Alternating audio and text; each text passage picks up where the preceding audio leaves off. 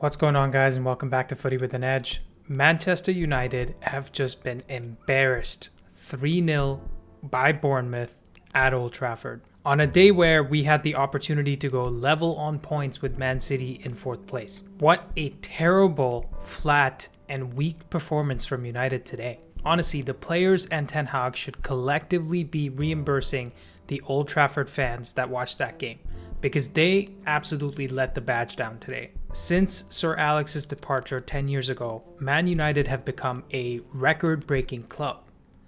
Every single team that plays against us comes into the game not having beaten us in the last 20 to 30 to 40 years, or not having taken a point at Old Trafford since bloody 1945 or something.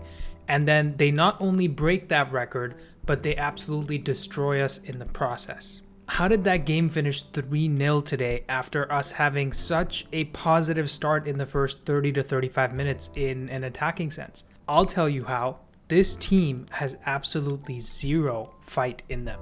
We go 1-0 down early, and what should be a 1-goal deficit for most teams seems like Mount Everest for United. We go 2-0 down in the second half, and you see heads dropping and us becoming much worse in an attacking sense, despite going all-out attack and having 9 players around the box. And when we went down 3-0 in the 73rd minute with 17 minutes plus added time still left in the game, you could just see all 11 players wanted the ref to blow the whistle. Seriously, what top club with a history as rich as Man United plays the way we played in those final 22 minutes? I think Man City, Liverpool, Arsenal, Tottenham, Chelsea, Newcastle, any of these clubs would show more fight and more determination in those last 22 minutes if they had 2 or 3 red cards. I'm dead serious. Go watch Liverpool versus Tottenham earlier this season when both Curtis Jones and Jota were sent off. And Liverpool played the last 21 minutes of regulation and added time with 9 men and still managed to keep it 1-1, except for the last minute unfortunate own goal by Joel Matip. I think it's very clear from the wild swings that we're seeing from United this season in terms of performances that we are going nowhere fast. I don't want to hear about progress after a game like Chelsea, and I don't want to hear anyone being shocked after a game like today. This is what we are, and unless I see a string of performances for 10 games or more where we not only win or draw, but we play well, I'm not changing my mind. Now that I have my rant out of the way, let's get into the main talking point for today, which is Scott McTominay and why I think he's Ten Hag's Paul Pogba problem. Before we get into it, I'd just like to share with you guys that I am a team of 1 on this channel, and I put in about 8 to 10 hours of research, analysis, recording, and editing into bringing you each and every video. So please drop a like on the video and subscribe, as it really helps support both me and the channel so that I can bring you this great content. Now, regular viewers of the channel might be familiar with Ten Hag's preferred in-game tactics. He starts with a 4-2-3-1 like you see here, and plays in possession as a 3-3-1-3 or a slight variation of 2-3-2-3, which looks like this. In this shape, you have the center back splitting a little wider near the center circle, you have the CDM and Amrabat next to the 2 fullbacks in Reguilon and Dalot, and you have the 2 8s or 10s playing just in front of the defensive midfield line and just behind the strikers. And in the front 3, you have the striker acting as the focal point when it's someone like Rasmus Højlund, or as the extra midfielder who drops deeper when Martial plays. In the first 30 minutes or so of that game against Bournemouth, Ten Hag was actually playing in a much more attacking 2-1-4-3, where both fullbacks were bombing forward and staying in the attacking midfield line next to Bruno and McTominay. And I actually did see a lot of good things coming out of this extremely attacking system. Firstly, I thought Amrabat was having an extremely good game. I thought he looked really comfortable under pressure when building out from the back with Onana, and he also looked good defensively when he had to cover for the front line when we lost the ball. I also saw Reguilon working really well in an attacking sense, especially when he was underlapping to break through the midfield on the inside and causing Bournemouth all sorts of problems. And occasionally he was also overlapping to get to the byline and put in crosses. Unfortunately, nothing came out of that, but I thought Reguilon was having a good game. And lastly, I thought Maguire and Shaw were starting to form a really good partnership, because they often have to do a lot of defending in this new Ten Hag system, especially when we have 7 players in the other half and just the CDM plus the 2 center backs defending. However, and this is a big concern, United were extremely vulnerable to the smallest of mistakes, especially out on the wings because we didn't have any cover there. And this vulnerability was perfectly exploited for the first goal by Solanke. In this clip of the first goal, we start with Semenyo attacking on the wing against Bruno and Reguilon. As we play along, Semenyo tries a trick, but it doesn't end up working and looks like Bruno has the ball under control, sort of near the touchline over here. And Bruno actually ends up moving forward and manages to get it by the byline and play it out safely to Reguilon that's just up ahead of him. So for all intents and purposes, everything seems to be going according to plan here, as we have successfully defended this play and Bournemouth doesn't really seem like they're causing any danger. But as Reguilon turns around and lays it off to Amrabat to his right, his first instinct is to try to get past this Bournemouth triangle that's forming at the edge of the box, and McTominay is trying to do the exact same thing. He's trying to get into the attack as well. As Amrabat rolls out the ball to Bruno at left back, you can see that the same two players are still making a run forward to get into this space over here. Now Bruno tries to get his head up. You can see he just took a glance at what's up here, and he notices a lot of space in front of both Reguilon and McTominay, so he thinks about playing a pass through, right? As you can see right there. There are 5 Bournemouth players that are behind McTominay, so to speak, which means there's only 5 more outfield players ahead of McTominay. And so as long as he can get the ball out to McTominay, the counterattack is definitely on. But of course, right as Bruno is about to play this ball, Lewis Cook is fully aware of what's happening and he manages to intercept McTominay and win the ball. And I see 2 crucial mistakes here.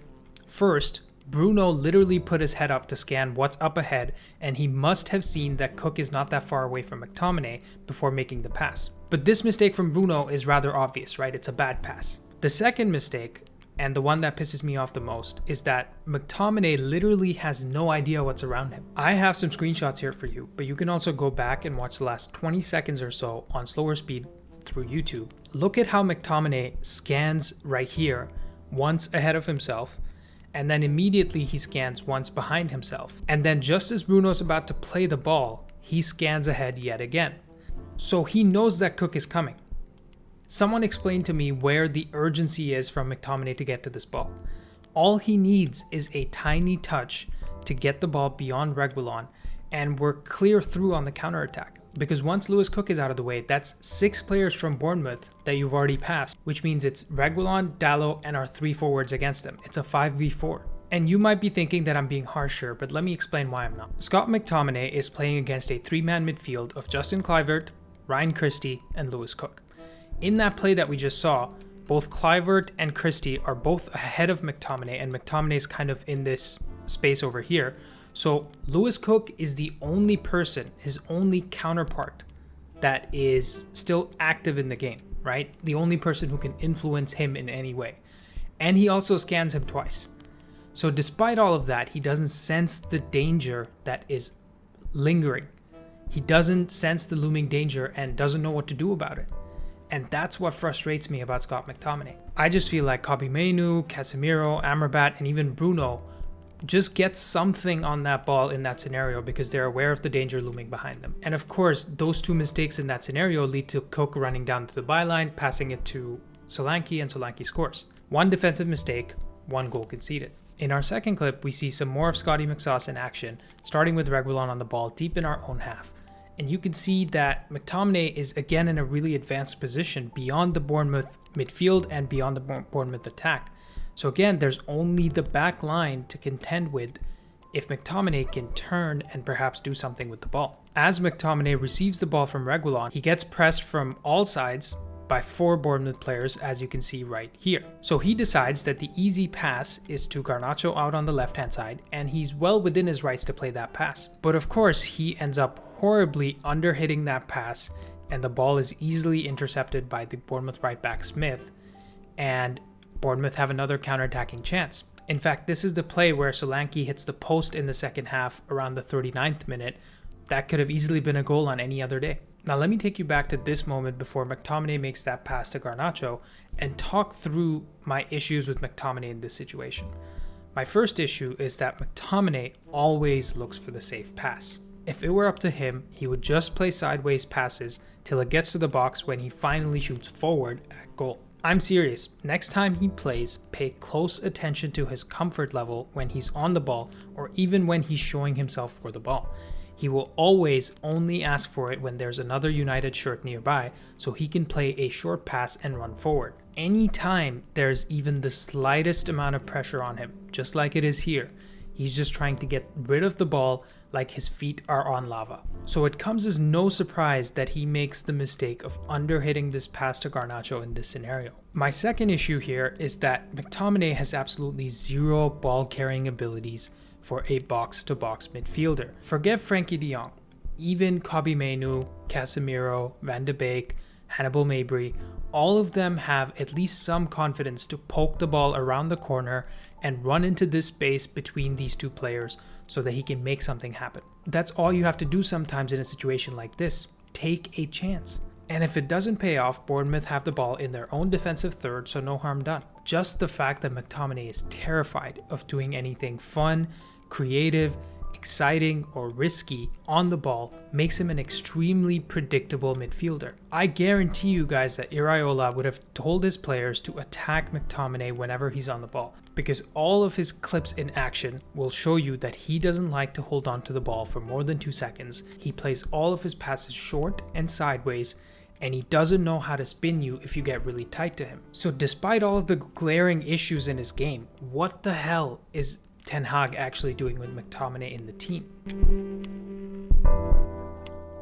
It is clear for even a blind man to see that Ten Hag has McTominay in the team for his goals. McTominay has scored 5 Premier League goals this season in 3 games, and we won 2 of those 3 against Chelsea and Brentford only because of his 2 goals in each of those games. And against Sheffield United, we won 2-1, but he scored the first goal there. So look, for any other manager or any other team, getting 5 goals in 10 starts as a box-to-box midfielder is incredible. But for Ten Hag and United, this kind of form is beyond incredible because Ten Hag's forwards can't seem to buy goals at the moment. Between Garnacho, Antony, Rashford, Martial, and Højlund, they have 4 goals in 43 Premier League starts. So that makes McTominay 5 times more likely to score for United in the Premier League than any of the 5 forwards we mentioned. So when the team is playing this poorly and Ten Hag is fighting for his job and the respect of the fans and the media, you'd excuse him for persisting with McTominay in the team. But here's the problem. McTominay gives you absolutely nothing defensively. You look at his profile with a 6'4" frame, his stamina, the way he can use his body to get stuck in when he wants to, and you'd at least expect him to contribute more defensively than Bruno Fernandes. That's not really asking for a lot, is it? But he is literally incapable of scanning his surroundings or jockeying for the ball to stop someone from passing him very easily. And what's even worse is that McTominay also gives you nothing offensively. And I'm not talking about the goals. I'm talking about him not being able to play long passes from deep or switch the play from one flank to another. He can't really play through balls to get the wingers in behind the defense. The only thing he's good at is arriving at the edge of the box from midfield and scoring goals.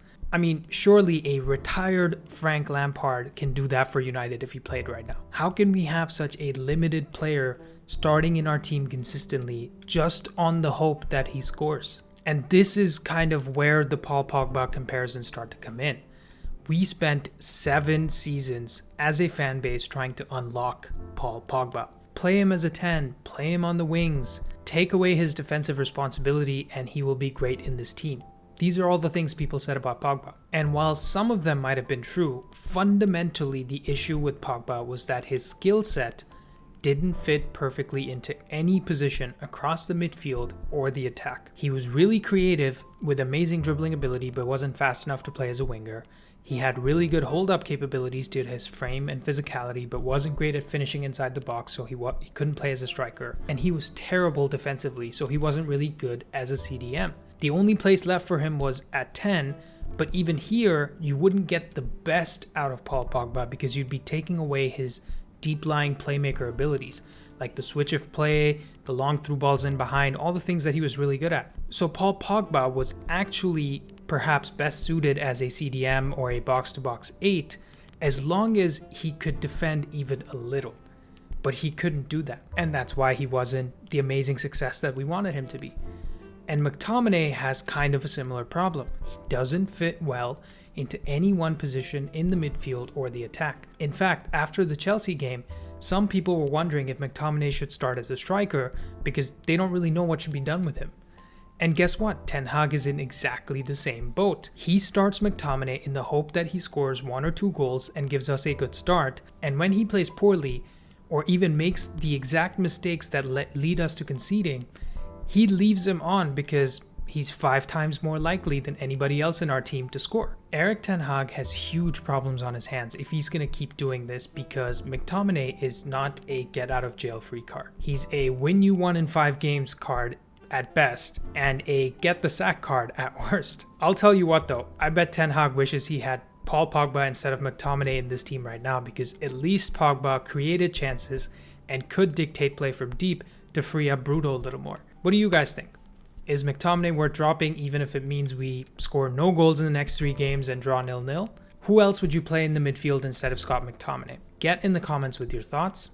Thank you guys for watching. Like and subscribe if you enjoyed, and I'll see you next time.